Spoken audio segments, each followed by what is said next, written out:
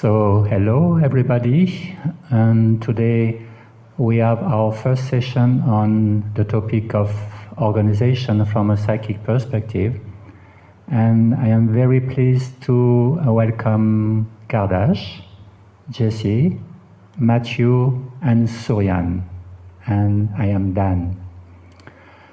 So, the first question I would like to ask you, my friends, is what is your personal relationship with the three statements at the basis of Auroville: the charter, the dream, and to be a true Aurovillian?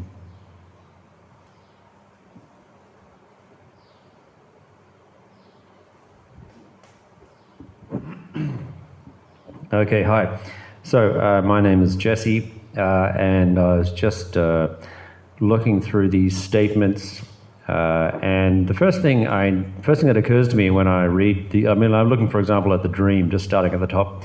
There should be somewhere on earth a place where no nation can claim as its own, where all human beings of goodwill who have a sincere aspiration could live freely as citizens of the world, obeying one single authority, that of the supreme truth, a place of peace, concord, and harmony, where all the fighting instincts of man would be used exclusively to conquer the causes of his sufferings and miseries, to surmount his weaknesses and ignorance, to triumph over his limitations and incapacities, a place where the needs of the spirit and the concern for progress would take precedence over the satisfaction of desires and passions, the search for pleasures and material enjoyment. The first thing that occurred to me was I've never noticed that's just one sentence.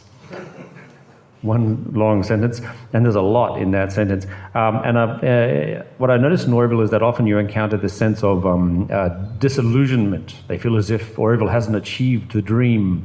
They feel as if I've heard people say it's failed. You know, those are the extreme edge of that spectrum. And I certainly don't think it's failed. I think it's, an internal work in progress, and it's never going to be done. We're always heading towards these ideals, and I think we have to hold in mind that these are pretty dramatic. I mean, based on the present state, the way things are in the world, and perhaps in Auroville, I don't know. This is a pretty bold ask, and I think if you're disappointed that we haven't got there yet, maybe we've just been. I think anybody who is disappointed that we haven't arrived there by now, because what are we, 55 years old? I think I think what we didn't do was ever state clearly the time frame for achieving these goals, and I think we just need to be a bit more kind of. We need to allow for the possibility that it's going to take us a while to get there, to achieve these. I mean, somewhere on earth, a place where no nation could claim as its own. Well, I mean, Auroville is in India, and I don't think, you'd be hard-pressed to find a country to just basically cede a section of their land to an entirely a space not run by that government. That's already a huge step for a government to make, to say, okay, here's a piece of land, and we have no control over it. You guys get to run it like you want. You set up your own republic, and however that would be. I think that's the kind of the where that idea would be going. You're saying it's a place that the host nation can't claim as its own, even though it's in the host nation. So this is a huge step, and I think we'll get there one day. But I think we're still, there's a lot we need to do as a species before we start to approach even like the early parts of this statement. So I think it's all about, if you're feeling disappointed, that's just because, we haven't given this thing enough time. It'll happen, but maybe not in our lifetimes.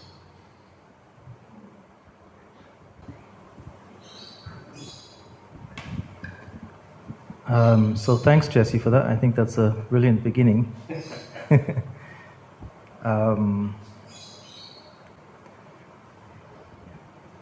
Yeah, I resonate with everything you said there. Recently, we've had an avalanche of vocalized dissatisfaction with what Auroville has achieved.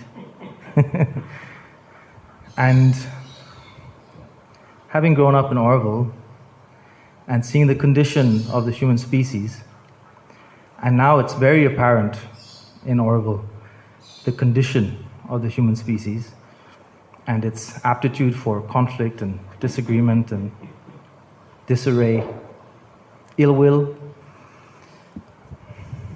that to the task ahead of us that the mother has placed is monumental. It's a complete paradigm shift. Maybe not to a child, because children are much closer to that.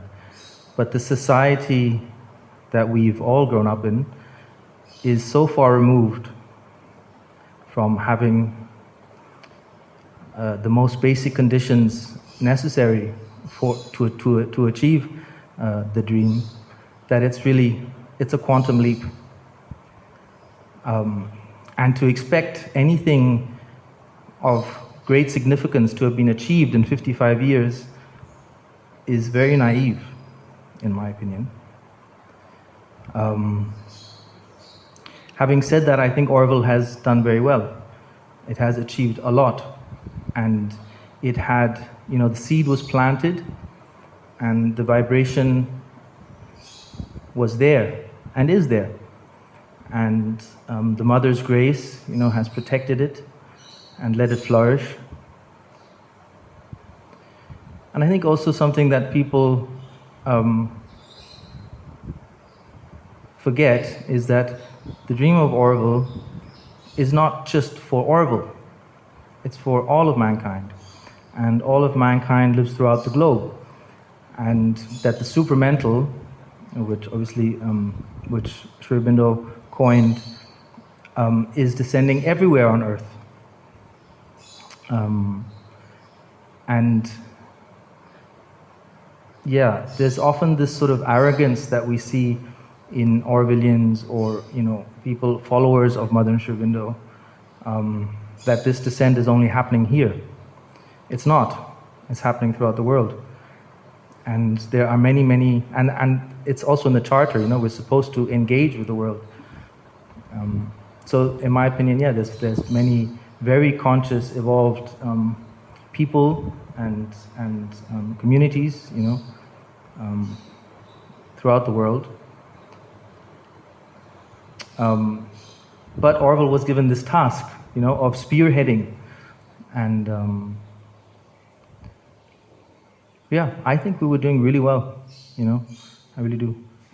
And it's really just this sort of egoic expectation of what it should be, rather than focusing on what we should be focusing, which is goodwill, and not having expectation. I mean, these are the fundamentals of yoga, actually. Fundamentals, non-attachment, surrender.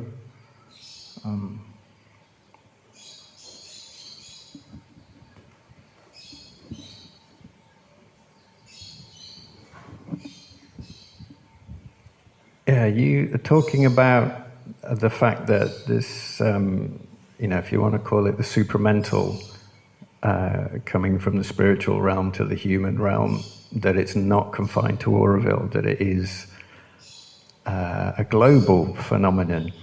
And, I couldn't agree more.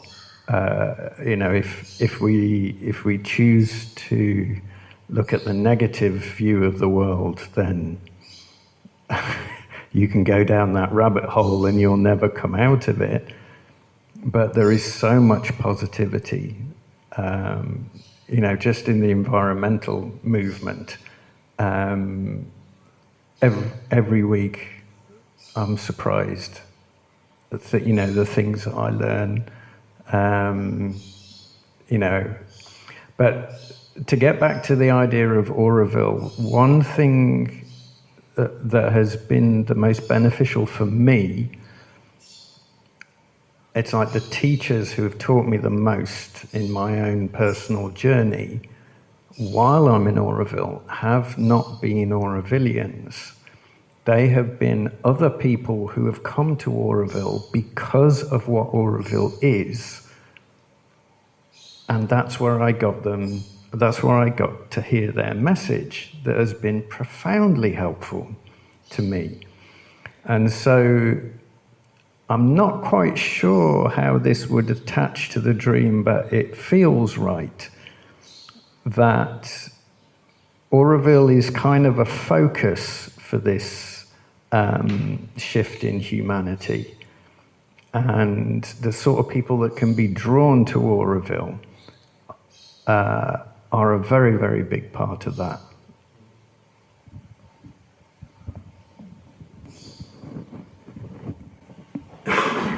Actually, if I may continue to what you were saying, because in my own personal experience, what's happened is that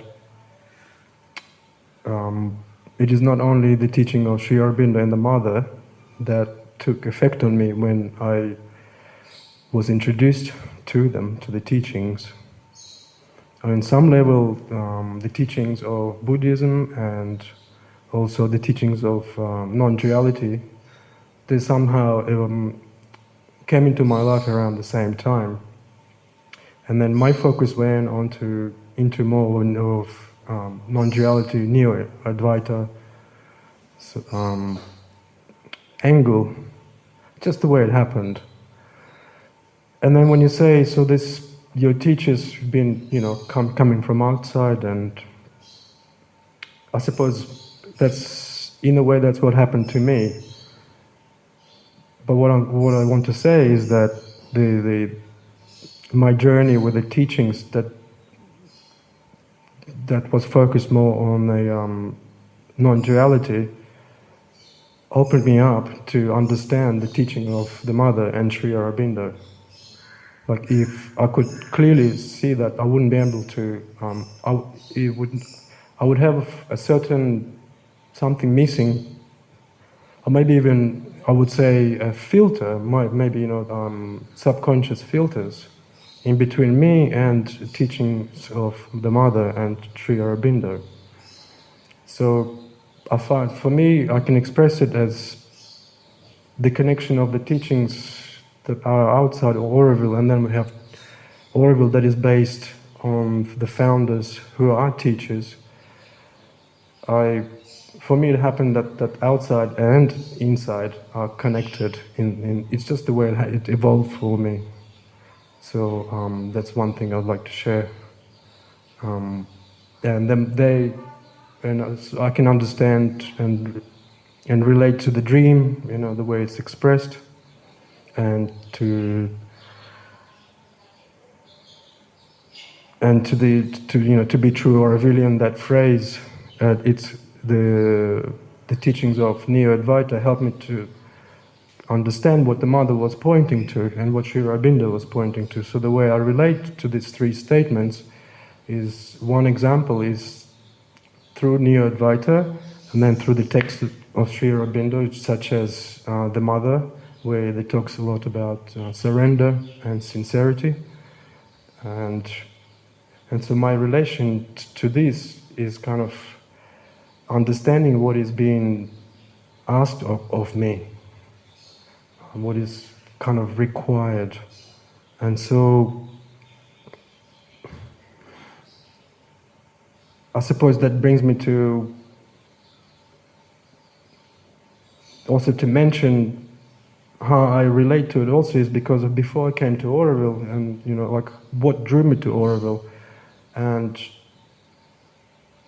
I appreciate, of course, there's a lot of stuff outside this, and Sri Aurobindo, he himself, he was praising, the achievements of the spiritual teachers, and he was making examples, and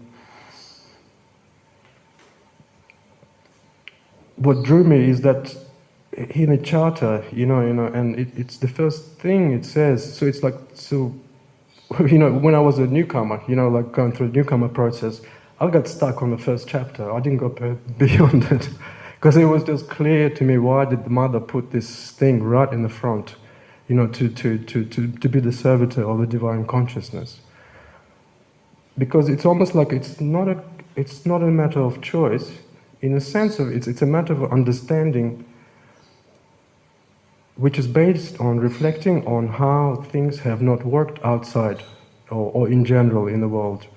It's like no one has put this kind of thing saying, instead of starting from taking care of some things and thinking that's going to sort of create a solution, then there's something more important first, before, that needs attention and focus, that from which what is hoping that, you know, I was hoping, and what the mother, I suppose, was hoping, what would stem is a place that is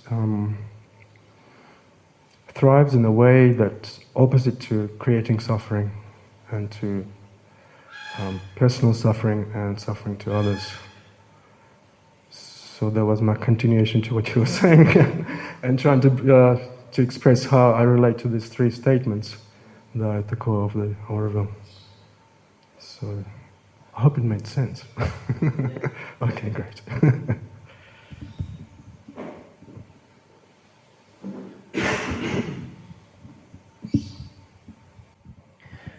Syrian before was saying, he was talking about how Auroville has achieved a lot in its 55 years. He talked about the planting of the seed. You know, we haven't just planted the seed of the idea of Auroville, we've also planted the seed of millions of trees, and I've heard variously said that Auroville is somewhere in the one of the highest afforestation in terms of trees planted. It holds records in terms of afforestation. So we've achieved amazing things in terms of transforming a barren landscape into something really beautiful and paradisic, and obviously highly desirable, based on the way the outer communities are responding to Auroville.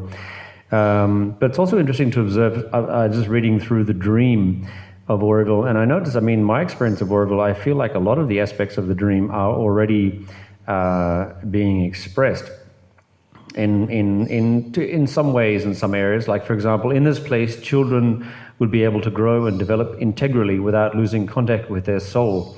I mean, my experience of the kids in Auroville is that they're very much like that. They're incredible. Like youth in Auroville, you see them growing up, and sometimes you see troubled kids, but they pass through this troubled phase and arrive at this kind of teenage level where they just care for each other with this amazing sense of compassion and love and truth and honesty, and they really seem to like embody the principles of Auroville. I mean, I know kids here who have chosen not to go to school. They're self-schooled, and they are some of the most educated, aware, together kids I know. You know, they really formed themselves into amazing, impressive young adults with absolutely no formal education because they've schooled themselves. So they have really grown and developed integrally without losing contact with their soul, and that's what it feels like. So that certainly seems to be it's certainly happening in some parts of Auroville. Nothing is happening everywhere all the time. It also says, in this place, titles and positions would be replaced by opportunities to serve and organize. And I think we also see that in the community. We see so many individuals and organizations that work purely for the opportunity to serve and organize. Like, there are people out there that are doing amazing, the RAS, the Working Committee.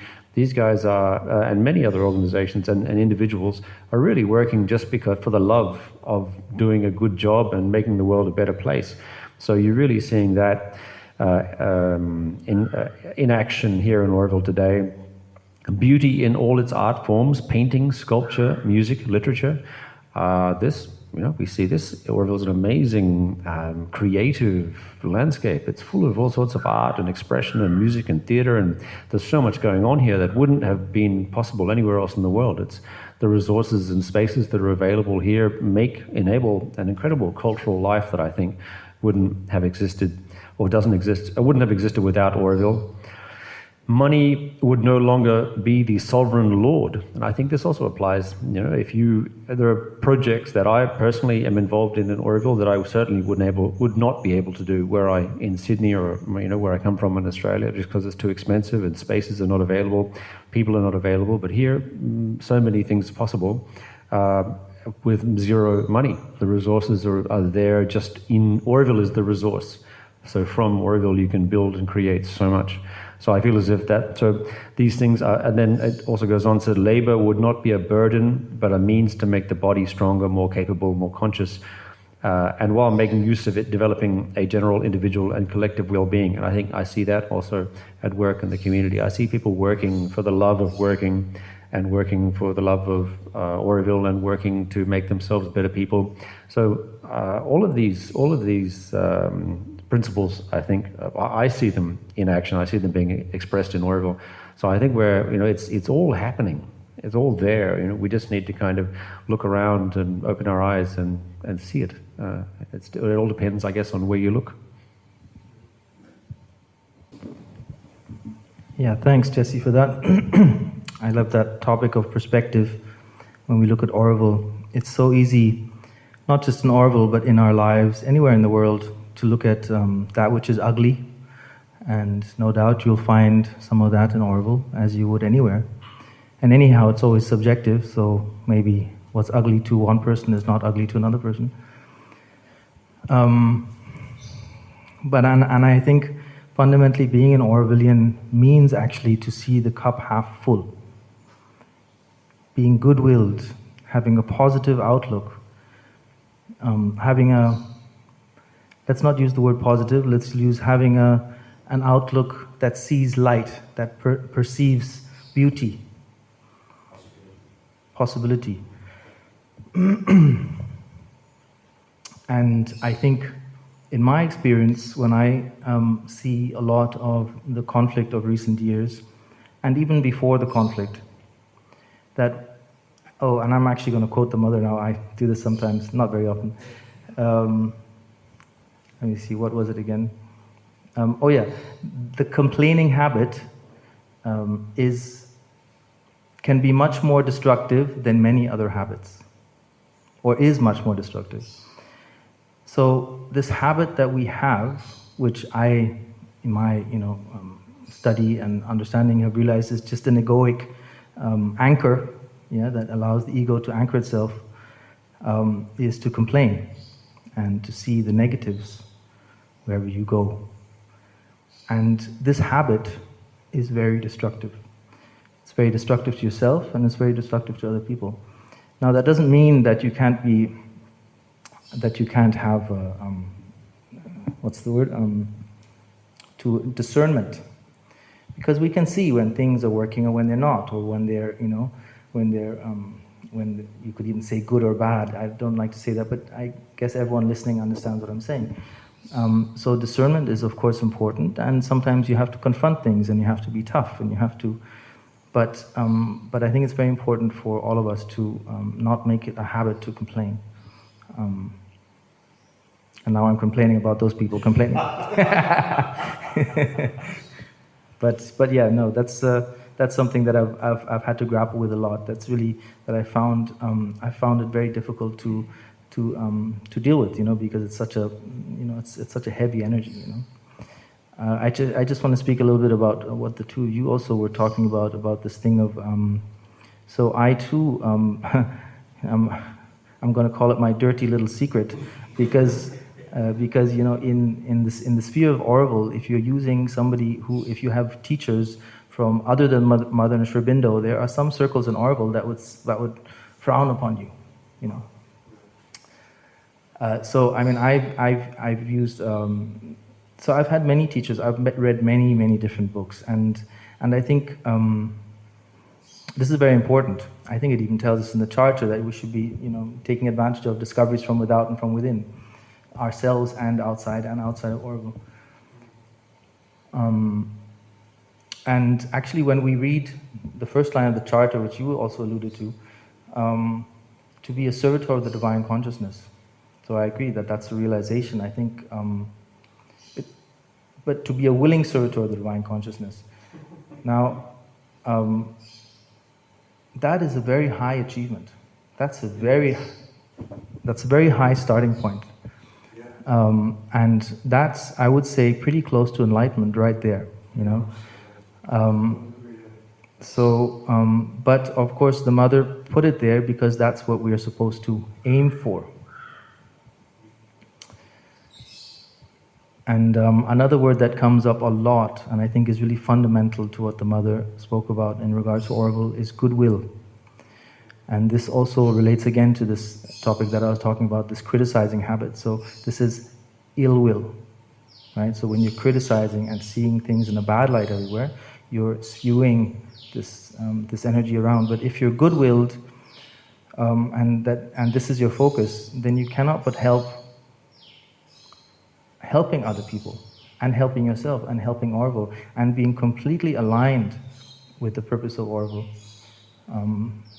and not having to mentalize it all, and not having to have great spiritual realizations, but just simple goodwill. For me, it's this is really the seed, this is the little child, the child of light that is Auroville, is goodwill, for all, regardless of who they are and what they do, what they have done. Extend goodwill. Or not so much even extend goodwill, but find the center of goodwill within yourself, which I would say is the psychic being. And that's a guide towards what the psychic being is. If we're trying to find it, is, am I anchored in goodwill in my heart center, or Mother says behind the heart.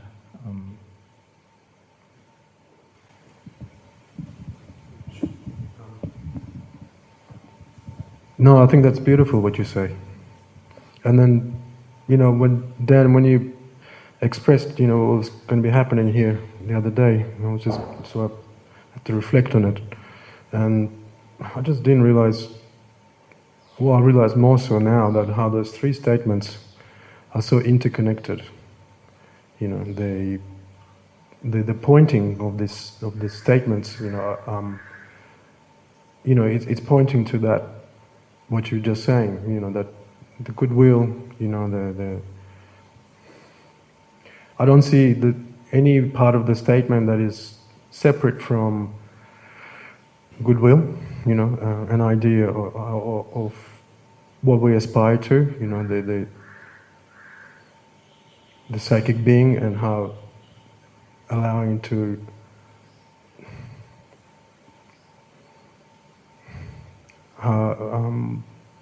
do its work, and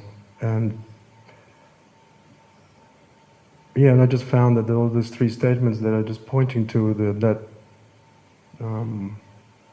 possibility of surrendering to it, and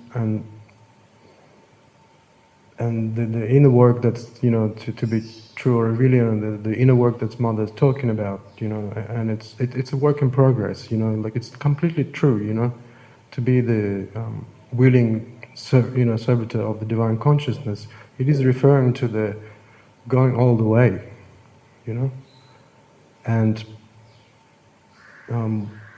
it can be gradual, and a lot of people say yes, and that is totally okay. And for some people who are, the forecomers, the front runners, like Sri Aurobindo, the Mother, and we go back in time, the Buddha, and all the people who know from history, who are our aspirations now, and Sri Aurobindo saying, well, it's possible now, and in these times. And so, I find everything I kind of was reading, I was just rereading to myself, and obviously I find myself where I am now at this point of time. It gave me a bit more perspective on the whole thing, and they're just so interconnected, these three statements, to what I believe, me personally, to my deepest desire, which drew me to Auroville, and it is connected to opening to the psychic being, surrendering to it, and so that's my relating. Just sharing my relating. Yeah. And yes, Auroville has done quite well. But I love it also. I understand that it's a very difficult time, and I think there is not one person who it's not difficult for, no matter where they stand. It might seem, I'm not sure. This is my personal belief. What was I going to say? Actually, I just lost it, but I feel like it was there. I was just like, just getting there.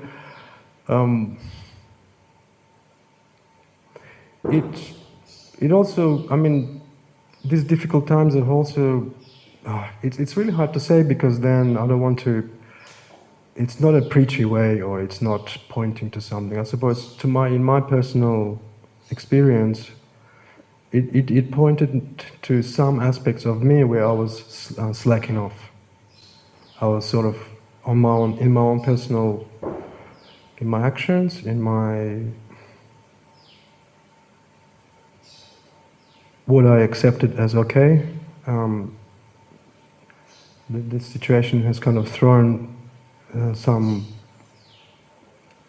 reflection where I identified where I was slacking off a little bit, in sense of why, I came to Auroville and what I intended to do, and so that's one thing, a positive thing I can share from these difficult times that I have gained, me personally, and it kind of feeds back into the work that I suppose what I feel like I've been asked for, what's required of me, but yeah, thanks.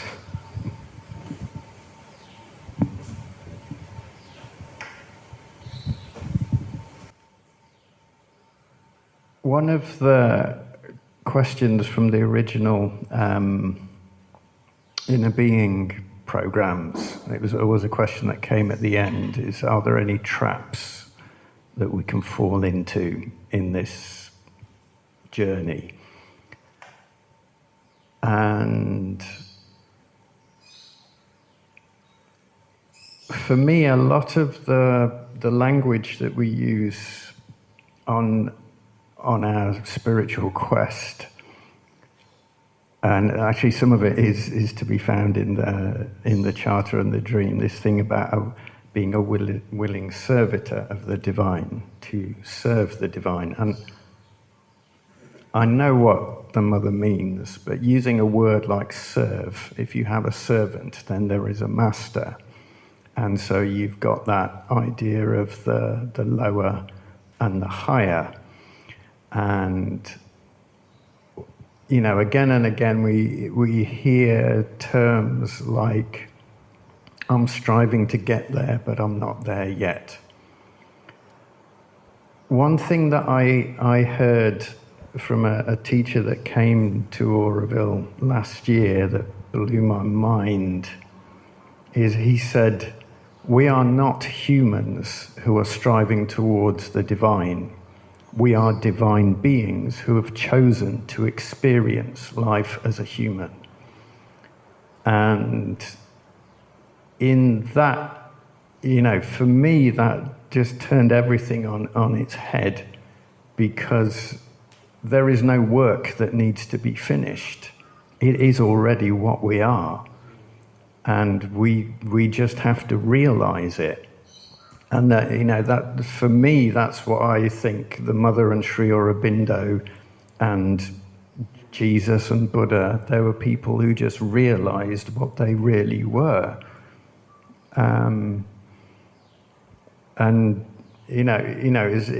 was, when I heard that, it was just like a light bulb thing going on. So I wanted to continue along the line that Surian started. He was talking about complaining and how with it often comes ill will. I think it's also worth, about the danger of reacting against the notion of complaining is that then we shut down criticism. And I think criticism is really valuable. That's not what Surian was saying at all. I know what he's saying. What he means by complaining is doing nothing about it. The habit, exactly, of saying bad things or expressing dissatisfaction but taking no action to address the things that you're dissatisfied with or about. And I think the rules for complaining or for criticism are, one, if you're going to criticize something, propose a better way of doing it. Propose a solution. If you say, for example, the lighting is bad in this room, suggest how the lighting might be improved. That's the first step. And the second is be prepared to participate in improving the lighting of the room. Do it yourself. Be prepared to enact the solution that you proposed. And because what you discover when you create this framework for criticism or complaining is it changes what you complain about. If you're not prepared to actually, like you're essentially, when you complain and say someone should fix this, you're disengaging yourself or disconnecting yourself from the consequences of your words. But if you say, there's something's wrong with this and I'm going to fix it, then there are some things that you're not going to criticize because the fixing of them is such a monumental task that by being connected with the consequence of your words transforms the way we criticize. But criticism, I think, is critical because one of the interesting things about Auroville's what's written about Auroville is that there are some things that are critical to, they're inherent in Auroville's philosophy and culture, but aren't expressed in any of the writings overtly. One of them, for example, is the concept of doing things absolutely as well as they could be done. Super high quality. One of the things about Auroville that doesn't really goes unacknowledged is that it's actually a standards organization. One of the aspects of Auroville culture is very high standards. High standards of product manufacture, high standards of interpersonal relation, high standards of environmental maintenance, high standards of cleanliness, high standards at every level. And this is a derivative of the concept of karma yoga, bringing consciousness into action, which is one of the great aspects of one of the philosophies that underpins Auroville's ideology. The sense that you express enlightenment and spirituality not by retreating to the hills and becoming disconnecting from reality, you express enlightenment by engaging with reality. I mean, like for example, you get these. There are some people that choose to hold one arm in the air and it becomes kind of ossified and stiff as a way of stating their commitment to a higher being. You could say, okay, that's one way of doing it. Another way would be to take that arm and use it to feed a dog or a hungry human being or help someone. So this is what I love about the concept of karma yoga. Be enlightened by transforming your actions. Let your actions express your enlightenment. So this is translated into Auroville's high standards of action.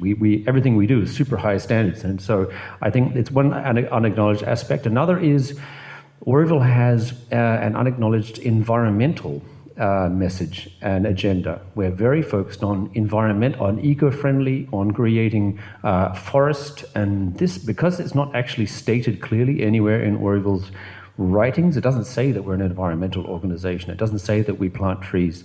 None of this. This is all stuff that's happened as a kind of natural expression of. Although the green belt. The green belt. Sorry, the green belt is part of it. Exactly, the green belt. Correct. Yes, but that's all there is. There's only trees in the green belt, nowhere else. And so this has led into an interesting debate within the community about whether it should be a green city or a less green city. But I don't want to go there. That's, I don't think, a place to head in terms of this conversation. We want to focus more on the spiritual aspects.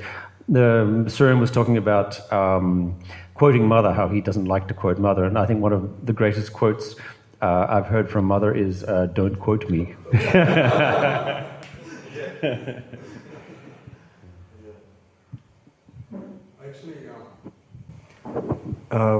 I felt that because you said you want the conversation to be organic, and I know that you introduced the 3 statements, and I feel like from what you were saying, I can maybe take it to the idea of organization, and it's okay, sure, and I feel like what's it's hard for me to express it, but I suppose what I can say, what I feel is, what I can point to how I see it is that I think there's what lacks in the organization rather than how to organize. And I suppose perhaps that could help to organize. And so, and just simple example, just a meeting like this. And then, so we kind of talking about, the foundation of Auroville. Like every time I pick up, and read it again, I tried to memorize it, but I couldn't. I see something new, with time. I see something's opened before, or something's become more clear. You mean the charter or the Foundation Act? Oh, the chart, the three statements. Even that, because that's supposed to be about our organization, that's part of our organization. So what I'm pointing to is the lack of the community and I'm not, how can I say it? It's like these things, if, in my imagination and what I believe, if we somehow, on a regular basis, and I don't know how it will be organized into what groups and whatever, even if it's friends or even if it's, it's on some way systematically, if we, on some regular basis, we would come and talk about these things again. It's like, so 3 months have passed, and okay, so how do you feel? Did you find anything new? Did anything evolve for you? Did anything arise? Did you understand? Can you share anything how's it affected your life? So it's, the more we talk about it, like in a format such as this or however, the more it could aid and guide the organization, I feel. So I feel like if I was to, have any influence or at least experiment, if it was up to me, I would make it in a way systematic, that this topic, and even and reflect on Foundation Act through the statements, and then reality on the ground, and then all these things, and just helping each other to share their interpretation and understanding, and I feel like it can really aid the organization, because then we have to, the psychic being and the surrender to it is part of it. It's my 2 cents on that.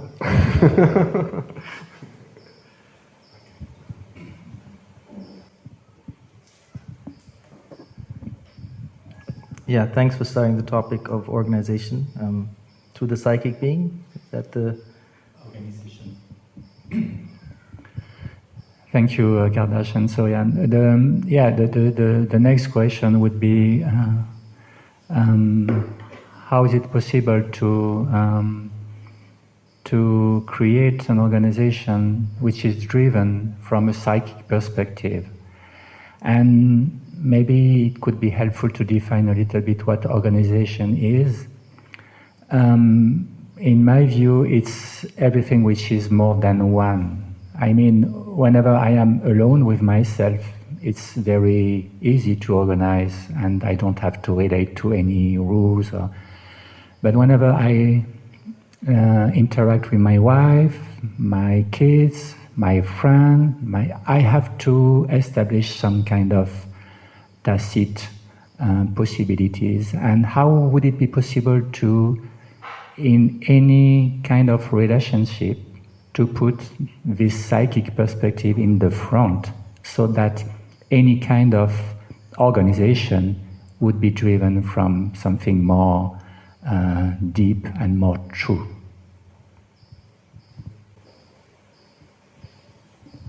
Thanks, Dan.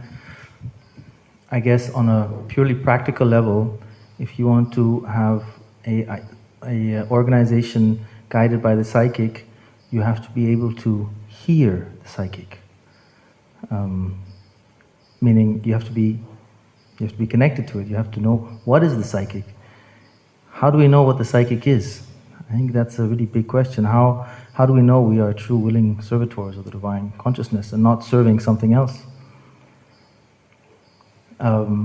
So this brings me back to that topic of other teachers. I think Mother and Sri Aurobindo speak about this a lot. How to get in touch with the psychic being. My experience, well, as I was saying, and which I didn't say last time, is that this being a willing servitor of the divine consciousness is quite a high point, and to get there is a quest. And for me, it basically means, being connected to the psychic center and being able to heed its guidance, and that for me is the divine within ourselves. Now, I think it's really easy for the mind to get involved and to interpret and to make judgments. This is not. I think also Mother and Sri Aurobindo speak a lot of what are the qualities of the psychic, and I think this can help us to also identify what the psychic is in us. And this is just off the top of my head. For me, the qualities of the psychic are harmony, joy, gratitude, sincerity, light, peace, compassion, truth. So I mean, you know, the list goes on. And for me, one of the biggest ones is actually peace. So being able to really find peace within our heart center. And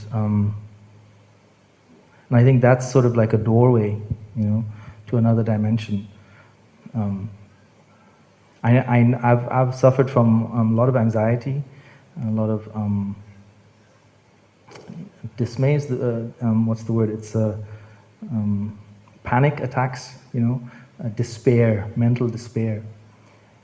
And that, having actually studied a lot of spiritual schools from a young age, and also having sort of experienced certain things, but then I would say maybe, you know, 7-8 years ago, I remember being in really a panic and not being able to escape from a mental web of self-torment.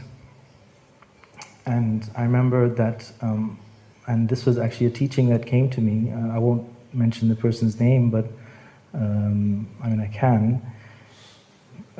But this thing of really going into our sensations and being able to not put our consciousness, our awareness, our focus outside of our thought formations and into our body and into our psychic center, or all of our chakras, which we can all feel. It's very easy to feel your chakras. So I think this is the foundation, is to be able to come into that space, you know. And I think this is the static way of connecting. I think you can also connect through a more active, outward, you know, expression, which Mother also speaks of, I know, without quoting her. Not that I remember the quote. But yeah, I think that's the foundation. And I think beyond that, I don't think one needs to even define it. Well, you can, and I mean, sure, there's also purpose in doing that. But I think if one is connected to that beautiful, warm, silky, lovey, you know, feeling at home, feeling in our heart, then from that place of goodwill, which I mentioned before, you know, there's things,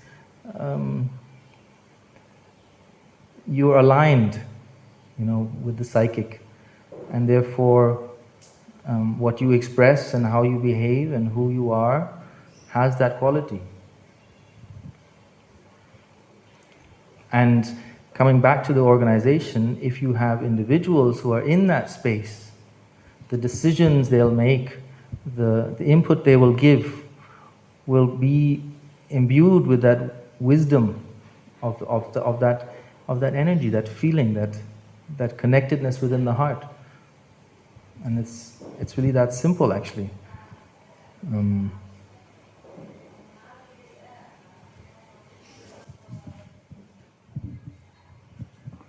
Yeah, I think Mother said Auroville, the way we would be organized is according to a divine anarchy. This was the ideal, but until we get to the space, the place where we can live according to a divine anarchy, until that point we'll use a system where we'll have a chosen few, a chosen enlightened few, like Suren referred to, these ones who are connected with the center. Then of course that then we're faced with the selection process. How do we choose the enlightened few? What is it? Is like an interview process? Do we vote? It's like, so then straight away. So we're dealing with. I mean, obviously, in an ideal world, and I think that's what Auroville is headed towards. All of these documents describe an ideal world. Everyone is connected with this center, the universal center, beyond the ego and all of the limitations of the material plane. In that place, you see that we're just one single energy experiencing reality through our multiple individual illusions. So each of us is just an aspect of the universal center experiencing reality through that particular avatar. It's just like multiple nerve endings touching the material plane, experiencing it, enjoying it. So that's what we are in theory. This is the kind of the sense. But the material plane is governed by these really powerful, kind of sticky forces. And ego is a really strong one. It's a very subtle and complicated force. It's funny when you go through the process of trying to remove ego from your being, from your actions, from your life. You remove ego and you're like, yeah! And the ego praises itself for removing itself from your life. Was exactly correct. No, but it's so sneaky. It's so sneaky. Or it's like when you meditate, like you breathe and you focus long and hard on removing all thought from your mind, and you become this single, empty, radiant space where there is no thought, and the first thought you have is, I'm not thinking. I've done it. Which I guess is the same thing as the ego stepping in. So that's it. Where this universal transcendent force, this like the force beyond time and space, filtered through or interacting with the material plane to create this thing we call existence. But it's always going to be a challenge. I think it's always going to be a spectrum of how free we are from this sticky material.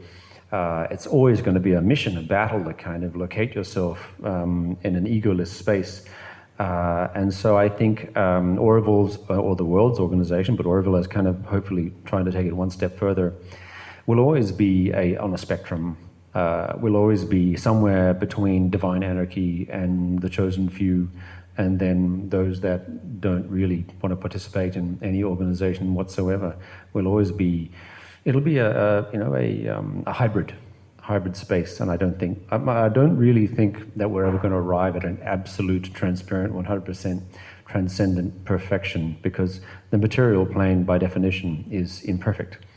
It is a limited space. It's finite, whereas the space beyond is infinite. So I think we will forever be reaching into infinity, but we won't ever be able to touch it, because infinity, by definition, is untouchable. It's like, the infinite regress of the spiral. It disappears as you reach towards it. All you can do is reach it. We may not get to the moon, but we'll certainly get to the top of the hill. It's close to the Okay.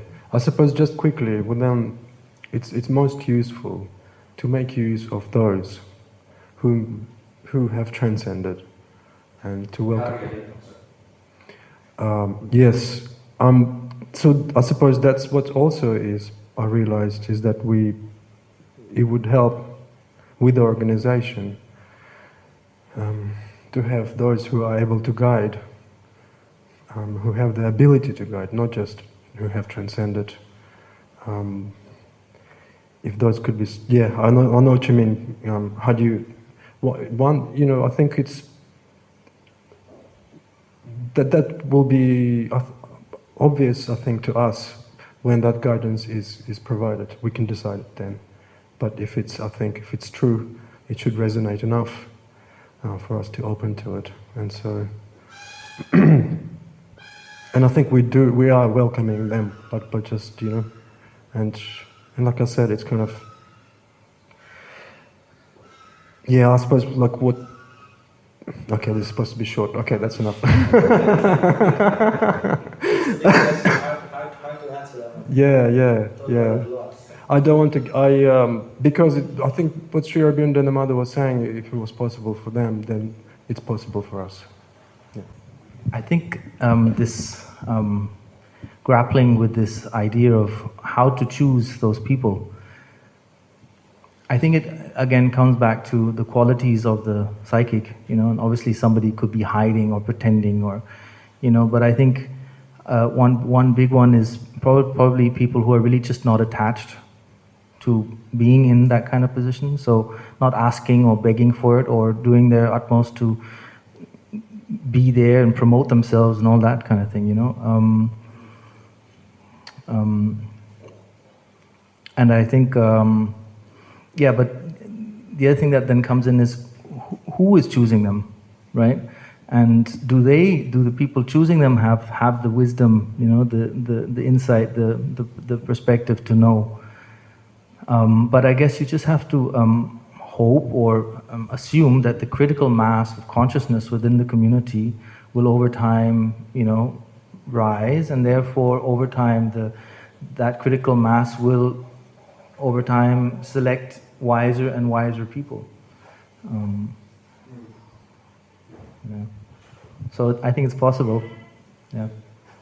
Yeah. And just quickly, also, I think with Auroville, there's this fine line which is, I'm not sure if it's visible sometimes, when between spiritual development and personal development.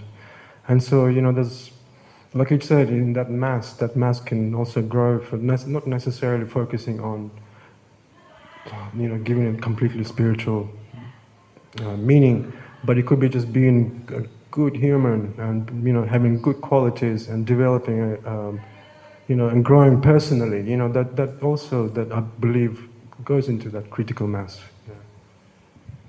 And I have one more thing to add on this, and I have been thinking about it the last days, is this thing that, you see, what's happened recently in Auroville is that people have imposed themselves as our leaders.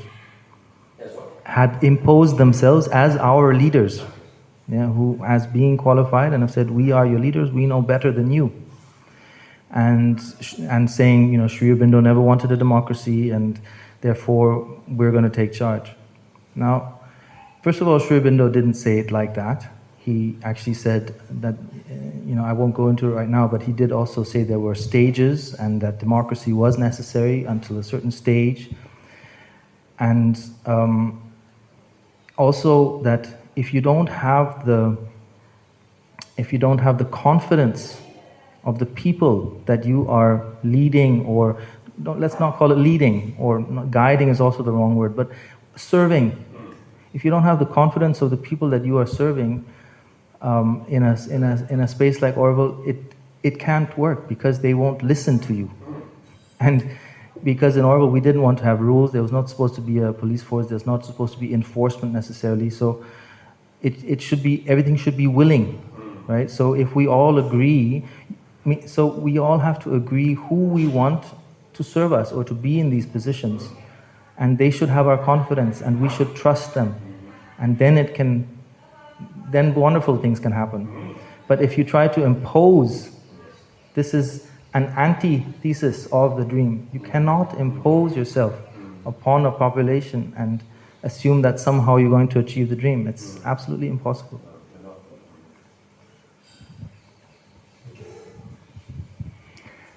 Thank you for the first session, and more to come in the next one. Thank you.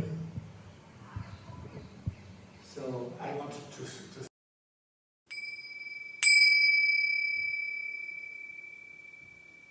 Thank you for listening to this testimonial. If you would like to take part in this project on the inner being, or if you have any questions or comments for our team or participants, please feel free to contact us using the email at the bottom of this webpage.